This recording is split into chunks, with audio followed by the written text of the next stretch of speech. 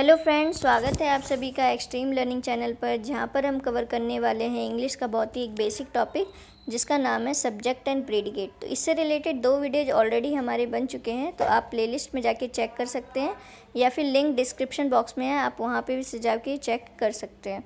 तो हमने एक बार देख लेते हैं कि लास्ट के 2 वीडियोज में हमने क्या कवर किया था। हमने ये बताया था आपको कि सेंटेंस के 2 पार्ट्स होते हैं, ठीक है। एक होता है सब्जेक्ट, दूसरा होता है प्रेडिकेट, ठीक है। सब्जेक्ट क्या होता है? सब्जेक्ट वो होता है बेसिकली जिसके बारे में बात हो रहा हो, सेंटेंस में जिसके बारे में बात हो रहा हो वो हमारा क्या होता है? सब्जेक्ट होता है। वो या तो नाउन होता है या फिर प्रोनाउन होता है। सब्जेक्ट या तो नाउन होता है या फिर प्रोनाउन होता है। और प्रेडिकेट क्या होता है?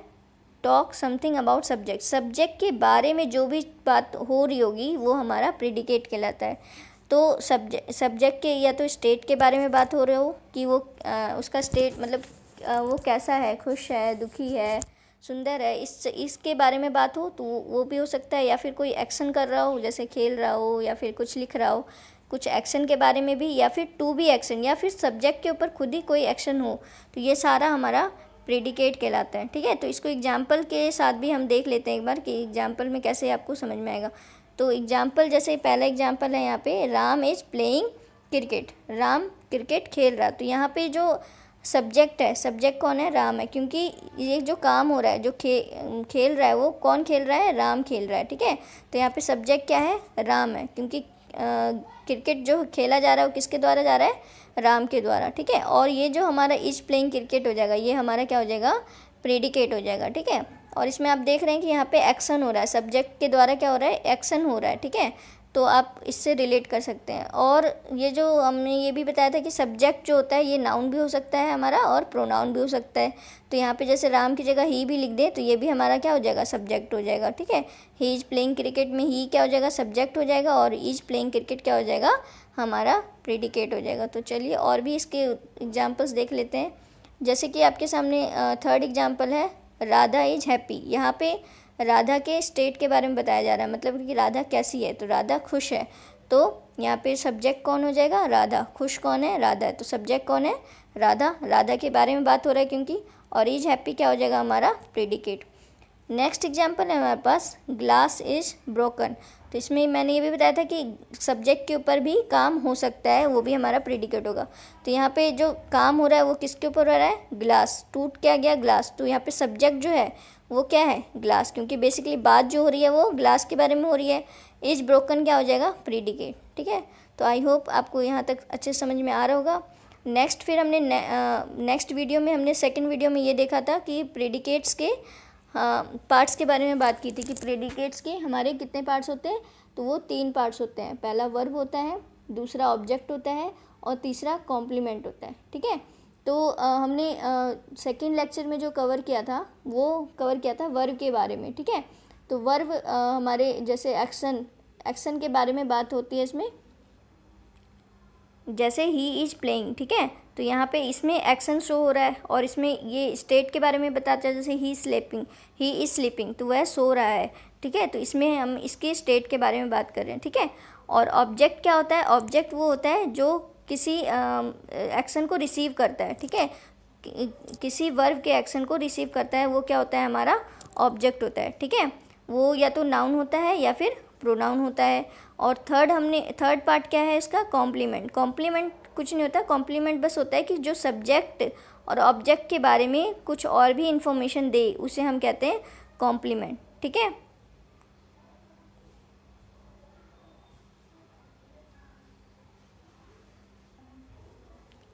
फिर उसके बाद हमने ये भी पढ़ा था कि वर्ब के कितने टाइप्स होते हैं। वर्ब के हमने टाइप्स भी पढ़े थे कि वर्ब के हमारे क्या होते हैं?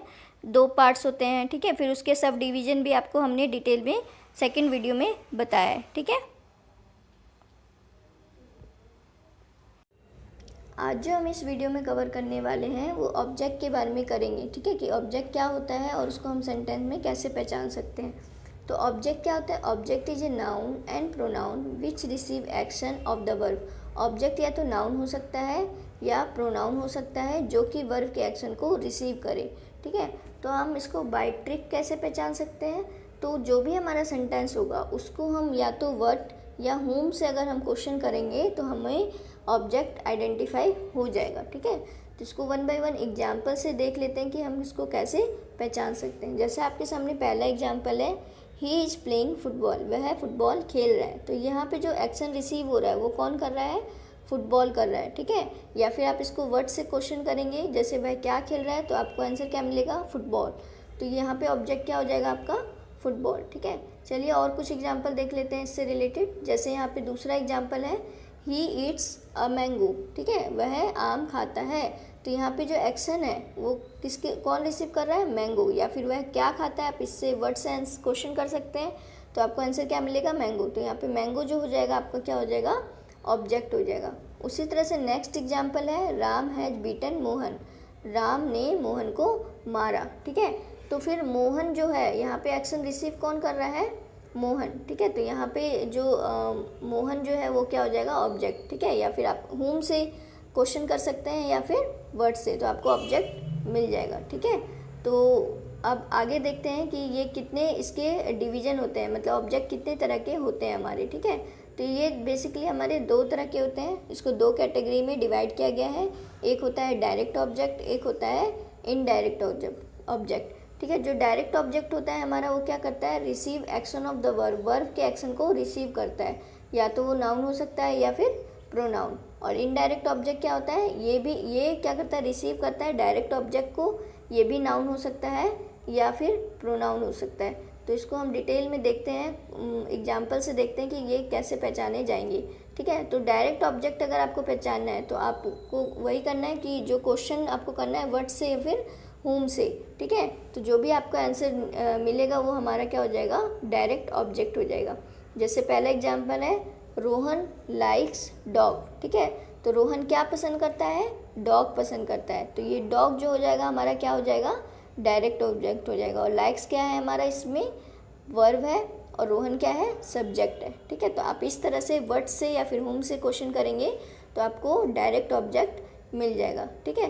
तो चलिए कुछ और एग्जाम्पल देख लेते हैं। जैसे कि यहाँ पे सेकंड एग्जाम्पल है हमारे पास, रोहित हेट्स हिज क्लासमेट्स, ठीक है। रोहित जो है अपनी क्लासमेट्स को हेट करता है। तो यहाँ पे जो डायरेक्ट ऑब्जेक्ट है वो क्या है, हिज क्लासमेट, ठीक है। आप इसको वर्ड से क्वेश्चन कर सकते हैं कि होम से क्वेश्चन कर सकते हैं कि किसको हेट करता है, हिज क्लासमेट। तो यहाँ पे क्या हो जाएगा आपका, हिज क्लासमेट्स क्या हो जाएगा आपका, डायरेक्ट हो जाएगा, डायरेक्ट ऑब्जेक्ट हो जाएगा। और रोहित क्या है इस सेंटेंस में, सब्जेक्ट है, और हेट्स क्या है यहाँ पे, वर्ब है, ठीक है। आप इस तरह से इसको फाइंड आउट कर सकते हैं, ठीक है। एक और एग्जांपल देख सकते हैं हम यहाँ पे, जैसे कि यहाँ पे क्या है, Geeta drives an old car, ठीक है।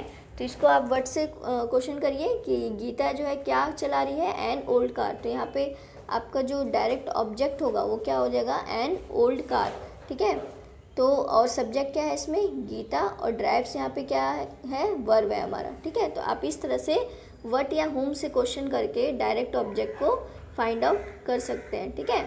अब इनडायरेक्ट ऑब्जेक्ट के बारे में पढ़ते हैं हम, इनडायरेक्ट ऑब्जेक्ट क्या होते हैं, ठीक है। तो इनडायरेक्ट ऑब्जेक्ट होने के लिए डायरेक्ट ऑब्जेक्ट का होना बहुत ही ज़रूरी है सेंटेंस में, ठीक है। यहाँ पे मैंने नोट डाल के लिख दिया है यहाँ पे कि जो हमारा डायरेक्ट ऑब्जेक्ट होता है must be in the sentence, वो सेंटेंस में होना ज़रूरी है इनडायरेक्ट ऑब्जेक्ट के लिए, ठीक है। इसको क्या है, ट्रिक क्या है, आप जो डायरेक्ट ऑब्जेक्ट को आइडेंटिफाई कर सकते हैं वर्ड से क्वेश्चन करके, और इनडायरेक्ट को होम से, ठीक है। और एक चीज़ और है, आप इस तरह से भी पहचान सकते हैं कि जो हमारा डायरेक्ट ऑब्जेक्ट होगा वो हमेशा ज़्यादातर नॉन लिविंग थिंग्स होते हैं, और जो हमारा इनडायरेक्ट ऑब्जेक्ट होता है वो ज़्यादातर लिविंग थिंग्स होते हैं, ठीक है। इसको एग्जाम्पल से वन बाय वन देख लेते हैं कि इसको और कैसे पहचान सकते हैं, ठीक है। जैसे यहाँ पे आपके सामने एक सेंटेंस है, father gave me a present, ठीक है। तो यहाँ पे किस तरह से पहचानेंगे, यहाँ पे आपको जो लिविंग थिंग्स है उसमें क्या दिख रहा है, मी दिख रहा है, ठीक है। और यहाँ पे जो ए प्रेजेंट है ये क्या है, नॉन लिविंग थिंग्स। तो आप तो या तो इससे पहचान सकते हैं, या फिर जो एक्शन, जैसे कि हमने देखा यहाँ पे फादर गेव मी ए प्रेजेंट, तो फादर ने मुझे एक प्रेजेंट दिया। तो यहाँ पे जो हमारा डायरेक्ट ऑब्जेक्ट हो जाएगा वो क्या हो जाएगा, ए प्रेजेंट, और इनडायरेक्ट ऑब्जेक्ट क्या हो जाएगा, मी, ठीक है। जैसे कि मैंने आपको बताया था कि इनडायरेक्ट ऑब्जेक्ट होने के लिए डायरेक्ट ऑब्जेक्ट का होना बहुत ही ज़रूरी है, ठीक है। तो आप इसको लिविंग और नॉन लिविंग थिंग से पहचान सकते हैं। तो यहाँ पे नॉन लिविंग थिंग क्या है, ए प्रेजेंट, और लिविंग थिंग्स क्या है, मी, ठीक है। तो आप इसको इस तरह से पहचान सकते हैं। और फादर गेव क्या है यहाँ पे वर्ब, और फादर क्या है यहाँ पे सब्जेक्ट, ठीक है।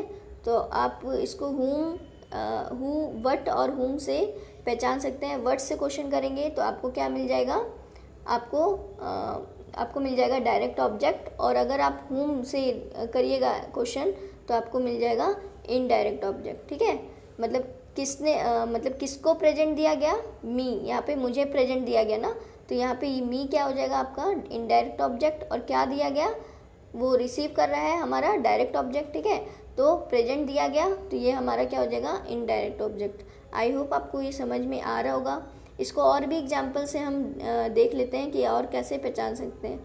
जैसे आपके सामने नेक्स्ट जो हमारे पास एग्जाम्पल है, my friend gave his mother golden ring, मतलब मेरे फ्रेंड ने अपनी मदर को क्या दिया, एक गोल्डन रिंग दिया।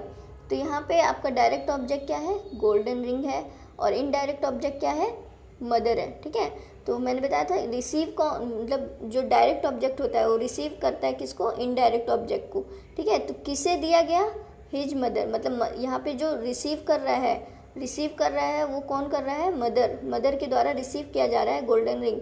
तो ये क्या हो जाएगा हमारा इनडायरेक्ट ऑब्जेक्ट। या फिर आप इसको इस तरह से कर सकते हैं, लिविंग थिंग्स क्या होता है हमारा इनडायरेक्ट ऑब्जेक्ट, और नॉन लिविंग थिंग्स जैसे यहाँ पे रिंग है वो क्या हो जाएगा हमारा डायरेक्ट ऑब्जेक्ट, ठीक है। तो आप इसको इस तरह से रिलेट करके समझ सकते हैं। तो एक और एग्जांपल देख सकते हैं हम यहाँ पे, ताकि आपको और अच्छे से क्लियर हो जाए, ठीक है। जैसे यहाँ पे लिखा है शी टीचेज मी इंग्लिश, ठीक है। तो यहाँ पे जो डायरेक्ट ऑब्जेक्ट है वो क्या है, इंग्लिश, और मी क्या हो जाएगा यहाँ पे इनडायरेक्ट ऑब्जेक्ट, ठीक है। तो इस तरह से भी देख सकते हैं इनडायरेक्ट ऑब्जेक्ट क्या होता है हमारा, जो एक्शन को क्या करता है, मतलब जिसके ऊपर एक्शन हो रहा है। तो यहाँ पे इनडायरेक्ट ऑब्जेक्ट क्या हो जाएगा, लिविंग थिंग्स होगा, जो कि यहाँ पे मी है, और नॉन लिविंग थिंग्स यहाँ पे क्या है, इंग्लिश, जो कि हमारा क्या हो जाएगा यहाँ पे इनडायरेक्ट ऑब्जेक्ट, ठीक है। इनडायरेक्ट ऑब्जेक्ट मी हो जाएगा, और डायरेक्ट ऑब्जेक्ट क्या हो जाएगा हमारा इंग्लिश हो जाएगा। तो आई होप आपको ये अच्छे से समझ में आ गया होगा।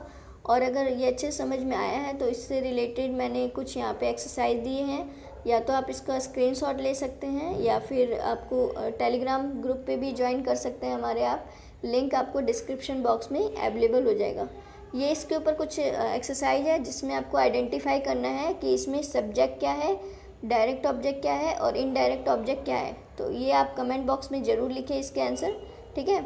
और अगर आपको ये सेशन पसंद आया तो प्लीज़ इसको लाइक करें, शेयर करें, और सब्सक्राइब करना ना भूलें। Thank you very much for watching this video.